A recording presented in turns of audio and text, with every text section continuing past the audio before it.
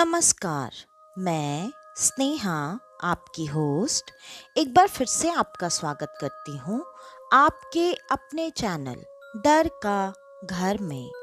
आज जो मैं कहानी आपके लिए लेकर आई हूँ, ये कहानी आप सबको काफ़ी इंटरेस्टिंग लग सकती है, लेकिन ये कहानी सिर्फ कहानी नहीं, एक सच्ची घटना पर आधारित आज की ये कहानी है। ये कहानी आज से काफी साल पुरानी है, तब की जब गुरुकुल का चलन चला करता था। जिस वक्त लोग अपनी शिक्षा के लिए गुरुकुल में जाया करते थे, उस वक्त के गुरु भी काफी महान, ज्ञानी और बहुत ज्यादा पहुंचे हुए लोग हुआ करते थे। आज के गुरु भी काफी ज्यादा जानकार, ज्ञानी और पहुंचे हुए ही होते हैं, लेकिन उस वक्त के लोग जो कि गुरु होने के साथ साथ एक सिद्ध पुरुष भी हुआ करते थे। सिद्ध पुरुष का मतलब है वो काफी सारी सिद्धियों को हासिल किए हुए होते थे। मैं आज के गुरुओं को कहीं से भी कम नहीं आंकती, और अगर मेरे इस बात से आप सब में से किसी को भी किसी भी प्रकार की ठेस लगी हो, तो मैं हाथ जोड़कर आप सब गुरुओं से माफी मांगती हूँ, क्योंकि मुझे आप सबको कम दिखाने का कहीं से भी इरादा नहीं है। मैं सिर्फ पहले के पहुंचे हुए सारे गुरुओं, सिद्ध पुरुषों की ज्ञान को आज के मुकाबले ज्यादा समझती हूँ, क्योंकि पहले के गुरुओं में और पहले के शिष्यों में भी ये चीजें ज्यादा होती थीं। पहले के शिष्य भी जिस तरह के होते थे, वो हमेशा अपने गुरुओं को एक अलग, एक खास जगह देते थे, लेकिन आजकल के शिष्य वैसे नहीं रह गए हैं। शायद होंगे इक्का दुक्का, लेकिन उन लोगों ने भी आजकल इस एक बहुत बड़े रिश्ते को, जो कि कहा जाता है माता पिता के बाद अगर आपकी जिंदगी में कोई सबसे बड़ा, सबसे महान इंसान है, तो वो हैं आपके गुरु। लेकिन आज की डेट में इन चीजों को इतनी वैल्यू नहीं दी जाती है। पहले गुरु की बात मतलब पत्थर की लकीर हुआ करती थी। ये बात तब की ही है, और एक शिष्य जिनका नाम आप श्याम समझ लीजिए, वो अपनी इसी उच्च शिक्षा के लिए काफी दूर से उस गुरुकुल में आए थे। उनकी शिक्षा कुछ ही दिनों में शुरू कर दी गई थी, लेकिन उनको जिन जिन चीजों की शिक्षा लेनी थी, वो सारी शिक्षाएं लगभग 1 साल में पूरी हो चुकी थी, और एक आखिरी शिक्षा बची हुई थी। वो शिक्षा देने वाले सर्वोच्च गुरु, जो कि उस आश्रम में कुछ समय पहले तक रहा करते थे, वो किन्हीं कारणों के वजह से उस आश्रम को छोड़कर कुछ समय पहले अपने घर के तरफ चले गए थे। मतलब वो अपने घर पर रह रहे थे। उनकी बाकी की शिक्षाएं पूरी होने के बाद आश्रम के बाकी गुरुओं ने उन्हें बताया कि तुम्हें ये जो शिक्षा लेनी है, ये शिक्षा यहाँ पर रहे हुए गुरु भी तुम्हें दे सकते हैं, लेकिन अगर तुमको इसमें सच में सर्वोच्च शिक्षा प्राप्त करनी है, तो उन गुरु का नाम लेकर बताया कि तुम्हें उनके पास, उनके निवास स्थान पर जाना पड़ेगा। और ये बात सुनते ही श्याम ने हाथ जोड़कर कहा, जी गुरुदेव, मुझे सर्वोच्च शिक्षा ही चाहिए। मैं इस गुरुकुल में आया ही इसीलिए था, ताकि मुझे हर विषय की सर्वोच्च शिक्षा प्राप्त हो सके। इस पर उनके सामने खड़े गुरुजी ने कहा, लेकिन श्याम बेटा, इस क्षेत्र में तुम्हें सर्वोच्च शिक्षा देने वाले गुरु तो इस आश्रम से जा चुके हैं। वो कई सालों से अपने घर पर रह रहे हैं, और तुम अगर उनसे शिक्षा प्राप्त करना चाहते हो तो मुझे बताओ, मैं तुम्हें उनके घर का पता देता हूँ। तुम वहाँ पर जाकर उन्हें सिर्फ इस आश्रम का और मेरा नाम बताना कि मैंने तुम्हें भेजा है। वो तुम्हारी कुछ परीक्षाएं लेंगे और अगर वो तुम्हें इस लायक समझेंगे तो वो तुम्हें आगे की इस विषय की शिक्षा जरूर देंगे। इस पर श्याम ने तुरंत कहा, जी गुरुजी, मैं जाना चाहता हूँ, मैं आज ही जाना चाहता हूँ। कृपया करके आप मुझे उनके घर का पता बता दीजिए। गुरुजी ने भी देरी ना करते हुए श्याम जी को तुरंत उनके घर का पता बता दिया और वो देर ना करते हुए वहां से उसी वक्त उनके घर के लिए निकल पड़े थे। उनका घर वहां से थोड़ी दूर था और पहले यातायात के साधन इतने ज्यादा ना होने की वजह से उनको वहां से गुरुजी के गांव तक पहुंचते पहुंचते अगले दिन का समय लग गया। अगले दिन जब वो उनके गांव में पहुंचे तो वहां पर उन्होंने जिन गुरु से वो शिक्षा लेने आए थे उनका नाम लेकर कुछ गांव वालों से उनके घर का पता पूछा। गांव वालों ने भी पहले श्याम जी के तरफ अजीब सी नजरों से देखा और आखिरकार श्याम जी के पूछने के बाद वो उनके घर का पता जान लेते हैं और वो उनके घर की तरफ आगे बढ़ गए। थोड़ी ही देर में वो पूछते पूछते किसी तरह गुरुजी के घर के बाहर खड़े थे और गुरुजी के घर के बाहर खड़े होते ही उन्होंने तुरंत गुरुजी के घर का दरवाजा खटखटाया। दरवाजा काफी देर तक खटखटाने के बाद भी कोई दरवाजा नहीं खोल रहा था। इस पर श्याम जी को लगा कि शायद गुरुजी अपनी पूजा या साधना में बैठे होंगे। वैसे भी श्याम जी को आश्रम से निकलने से पहले एक खास बात इन गुरुजी के बारे में बताई गई थी। वो खास बात ये थी कि ये गुरुजी शिक्षा में तो काफी निपुण हैं, लेकिन इनके अंदर गुस्से का भाव भी बहुत ज्यादा है। मतलब इन्हें गुस्सा बहुत जल्दी आता है। तो आप कोई भी ऐसी हरकत ना करें जिससे कि इनको आपके ऊपर गुस्सा आ जाए और ये आपको शिक्षा देने से मना कर दें। उतनी देर तक दरवाजा बजाने के बाद भी जब दरवाजा अंदर से नहीं खोला गया तो श्याम जी को आश्रम वाले गुरुजी की बात ध्यान में आई और उन्होंने दरवाजा बजाना बंद कर दिया।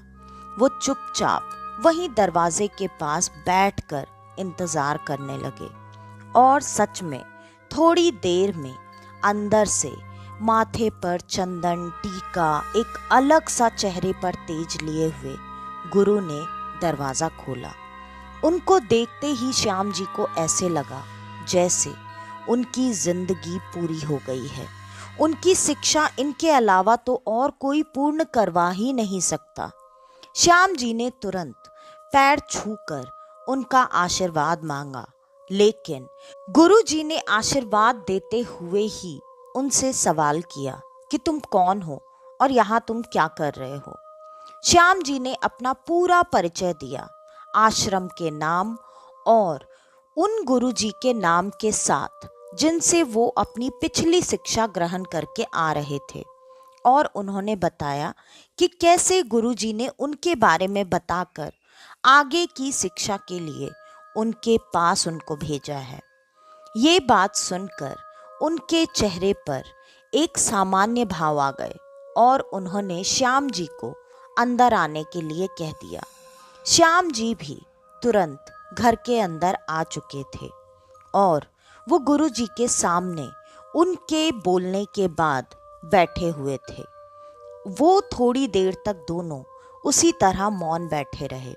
श्याम जी ने भी उस वक्त कुछ भी बोलना बिल्कुल सही नहीं समझा, क्योंकि उन्हें पता था ज़्यादा सवाल जवाब श्याम जी को करना ही नहीं है।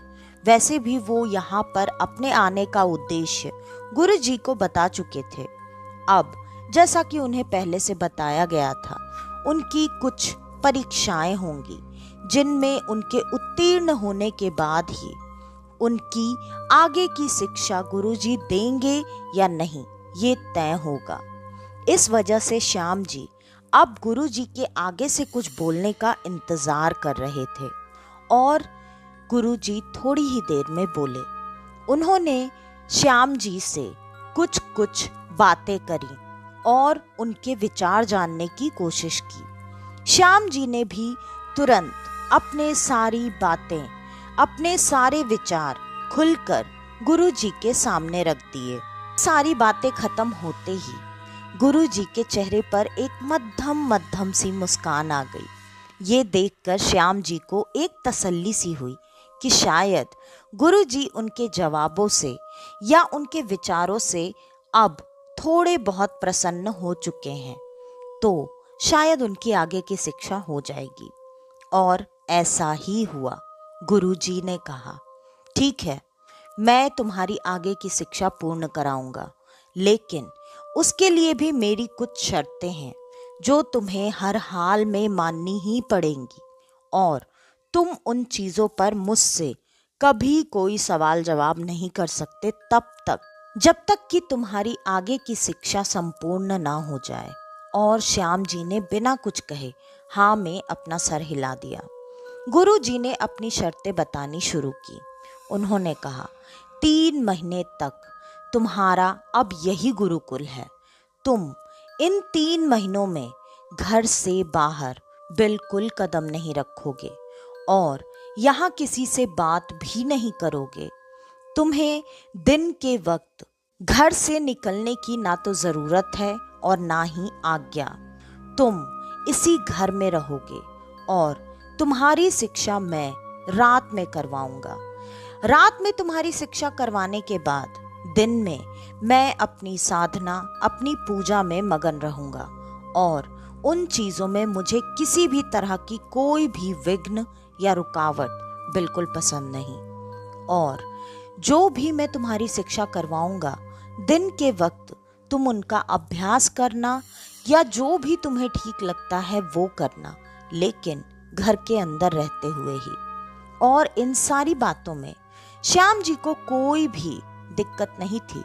उन्होंने दोबारा से अपना सर हाँ में हिलाया और कहा, जो आपकी आज्ञा गुरुजी। और इस पर गुरुजी ने उनसे कहा, मेरे घर के सारे कामों में तुम आज से मेरी मदद करोगे। मैं तुम्हें जितना जो काम कहूँगा वो काम तुम्हें करना पड़ेगा। श्याम जी को इससे भी कोई दिक्कत नहीं थी। गुरुजी ने अब उनसे सारी चीज़ें करवाना शुरू किया, मतलब थोड़ा बहुत घर की साफ सफाई, खाना बनाना, भगवान को कभी कभार भोग लगाना। इन सारी चीज़ों की आदत तो उनको गुरुकुल से ही थी, इसलिए उन्हें कोई खास फर्क पड़ ही नहीं रहा था। और जैसा कि गुरुजी ने कहा था, उनकी शिक्षा रात्रि में ही हुआ करती थी। ये शिक्षा रोज रात्रि में होती। श्याम जी दिन के वक्त अपना अभ्यास किया करते थे। ऐसे ही देखते 3 महीने बीत चुके थे। 3 महीने बीतने के बाद गुरुजी ने एक दिन श्याम जी से कहा, अब तुम्हारी शिक्षा संपूर्ण हो चुकी है। तुम इसमें जितना ज्ञान अर्जित करना चाहते थे, मैंने उससे कहीं बढ़कर ज्ञान तुम्हें दे दिया है। और हमेशा याद रखना, अपने ज्ञान का उपयोग हमेशा अच्छे कार्यों के लिए ही करना। श्याम जी ने कहा, जी गुरुजी। अब वक्त था श्याम जी के वहां से जाने का। श्याम जी ने हाथ जोड़कर, सर झुकाकर गुरुजी का आशीर्वाद लेते हुए कहा, गुरुजी, आपने मुझे जो शिक्षा दी है, इस शिक्षा का कर्ज तो मैं कभी नहीं उतार सकता। फिर भी आपकी अगर कोई गुरु दीक्षा हो तो आज्ञा करें।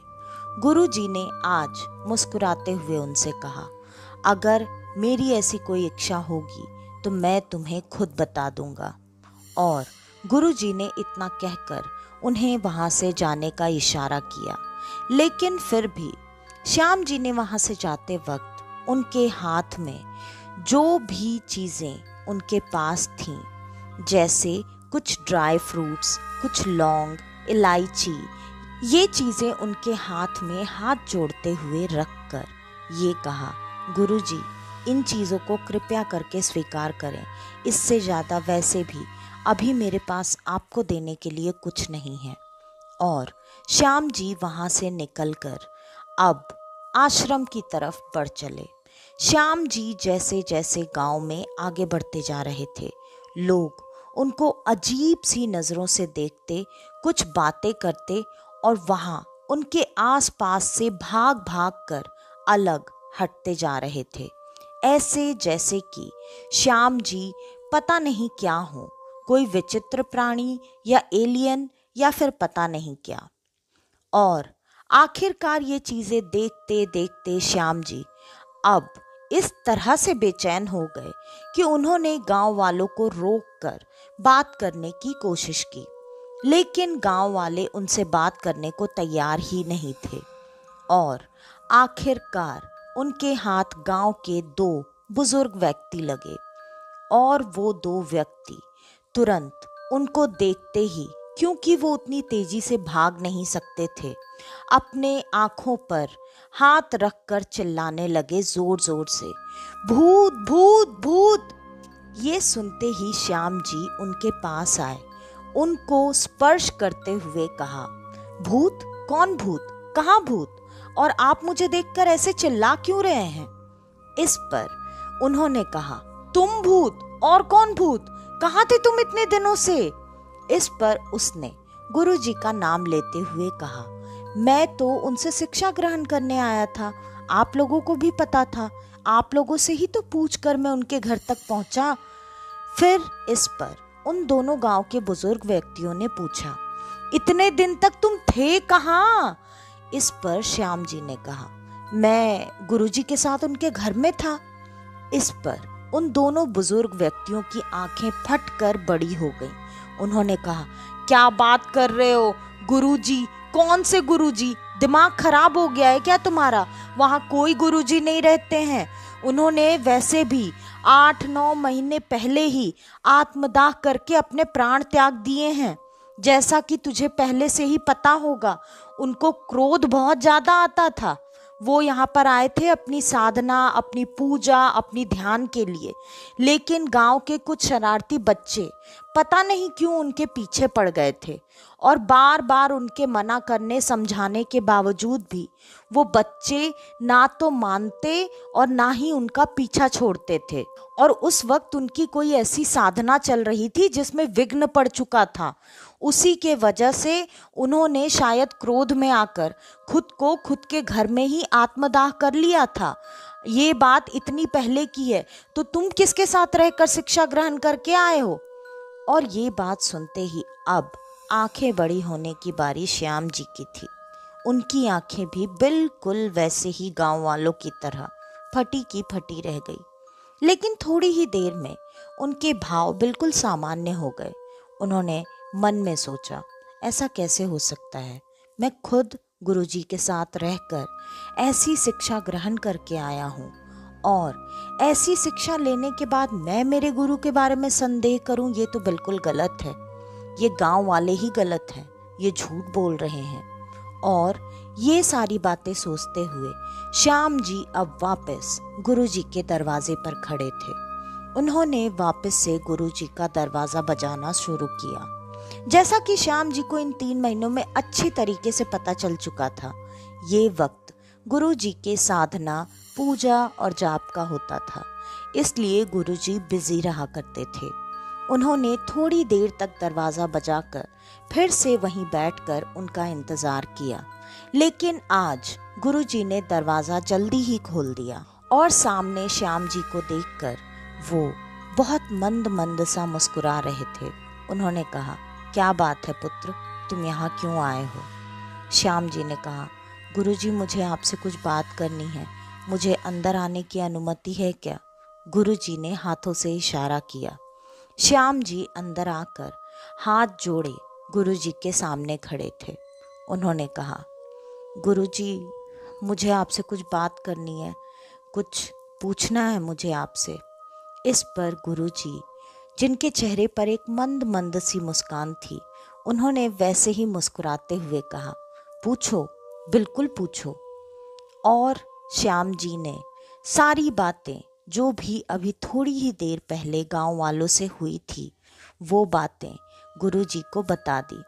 इस पर अब गुरुजी के चेहरे की वो मंद मंद मुस्कुराहट बढ़ चुकी थी। उनके चेहरे पर एक अच्छी बड़ी प्यारी सी मुस्कान थी। उन्होंने कहा, हाँ ये सच है। तो क्या हो गया? इससे कुछ हमारे बीच बदल जाता है क्या? मैं तुम्हारा गुरु नहीं, या तुम मेरे शिष्य नहीं, या जो मैंने ज्ञान तुम्हें दिया है वो ज्ञान गलत है। इस पर श्याम जी ने तुरंत हाथ जोड़कर नीचे वो घुटने के बल बैठ गए और उन्होंने कहा, नहीं नहीं गुरुजी, मैं ऐसा बिल्कुल नहीं कह रहा। आपने तो जो मुझे शिक्षा दी है वो शिक्षा मेरे लिए मेरी जीवन से ज़्यादा अमूल्य है, और मैं जो सोचकर आया था आपने उससे भी बड़ा ज्ञान का भंडार मुझे दे दिया है। लेकिन गुरुजी, मैं अब सच में आपके लिए कुछ करना चाहता हूँ। और गुरुजी ने कहा, हाँ मुझे पता है, मेरे यहाँ होने का और तेरे यहाँ आने का कारण कहीं ना कहीं एक ही है। मैं इस घर में शायद अब तक इसीलिए बंधा हुआ था क्योंकि मुझे अपने ज्ञान को तुझ तक पहुंचाना था, और मेरी मुक्ति, मेरे मोक्ष का मार्ग तुझसे ही जुड़ा हुआ है। इस पर श्याम जी ने कहा, जी गुरुजी, आप जो कहें। इस पर गुरुजी ने कहा, अब मेरे यहाँ पर रुकने का उद्देश्य पूर्ण हो चुका है। मैं चाहता हूँ तू मेरी अंतिम सारी क्रिया विधि पूर्वक संपूर्ण करे और संपूर्ण करने के बाद मुझे मोक्ष प्राप्त कराए।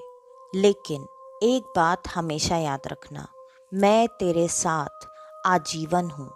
जब भी तुझे किसी भी चीज़ की ज़रूरत हो या तुझे कोई भी संकट नज़र आए, बस एक बार दिल से मुझे याद कर लेना। मैं हमेशा तेरी मदद के लिए वहाँ हाजिर रहूँगा। और मैंने तेरे जैसा शिष्य आज तक कभी भी अपने जीवन में प्राप्त नहीं किया था, इसीलिए मैंने तुझे अपना संपूर्ण ज्ञान प्राप्त करवा दिया है। और तुझसे उम्मीद यही है कि जैसा तू अभी है, बिल्कुल सामान्य निश्चल, तू आगे भी वैसा ही रहेगा और मेरी इन विद्याओं का इस्तेमाल सिर्फ अच्छे कार्यों के लिए ही करेगा। इस पर श्याम जी ने कहा, गुरुजी, धन्य तो मैं हो गया आप जैसे गुरु से शिक्षा प्राप्त करके। मैं हमेशा आपके बताए हुए रास्ते पर ही चलूँगा।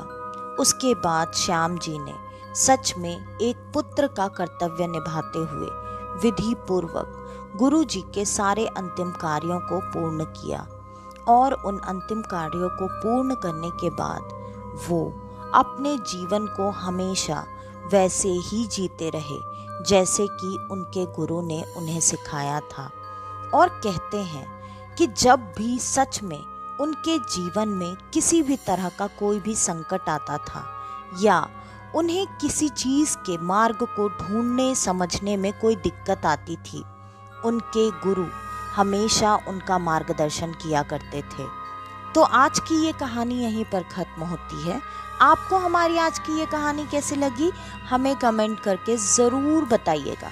और अगर आपको हमारी ये कहानियाँ पसंद आती हैं तो प्लीज़ प्लीज़ प्लीज़ मेरी थोड़ी सी मदद करने के लिए मेरी इन कहानियों को शेयर भी कर दिया करें।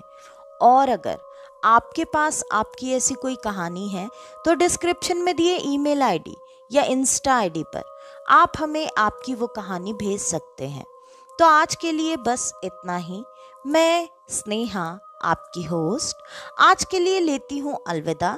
वापस से आपसे मिलने आऊँगी और आप सबको लेकर जाऊँगी कुछ जाने अनजाने किस्से कहानियों के सफ़र पर, आपका अपना डर का घर में। तो तब तक के लिए नमस्कार।